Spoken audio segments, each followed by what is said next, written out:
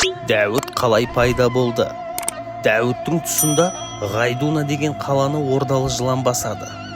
Олардың көптігі сондай күрек басындай жерге 10 жылан сияды екен. Қарсы келген адамды өлтіріп бет қаратпапты. Күресуге дәрмені қалмаған патша ақсақалдарды жинап кеңеседі. Қариялардың бірі: Дәуіт пайғамбардан көмек сұрайық. Аллаға тілегімізді жеткізіп, мына пәледен құтқарсын, деді. Оның сөзін бәрі қоштады. Сөйтіп, Дәуітке хабаршы жіберілді. Дәуіт Мақпар тауында ұста екен. Хабаршы ел тілегін айтып көмек сұрайды. Дәуіт кеудесінен бір түйме үзіп алады.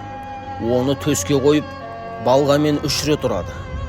Түймесі жәндікке айналады. Оны хабаршыға беріп, қалаға кіргенде босат, жыланды қуып шығады, деді.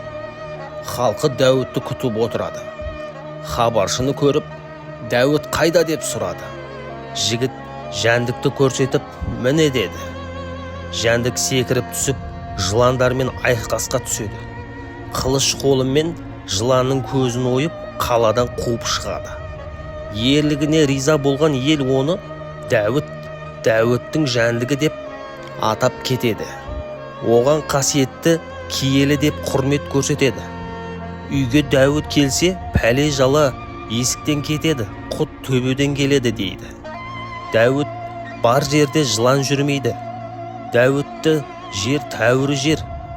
Дәуітке көзінен айрылар жылан кездеседі. Дәуітті тәу еткен құр қалмас, деген тәмсіл сөздер осыдан қалыпты.